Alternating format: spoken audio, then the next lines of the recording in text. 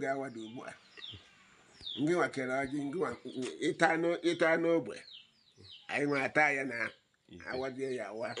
nna biko anyị nọ n'oge awa do ugbu a na-asị ana m akpọku ndị nsọ nọ n'eluigwe na-akpọku ndị nsọ nke nọ n'ụwa. This is my ancestral home. Senti nke ayọrọ anyị ayọ senti nke ayọrọ anyị ayọ senti nke ayọrọ anyị ayọ.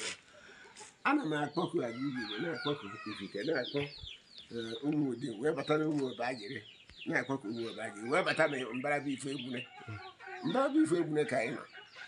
na-akpọ ife egbune mụtara agụrụ efo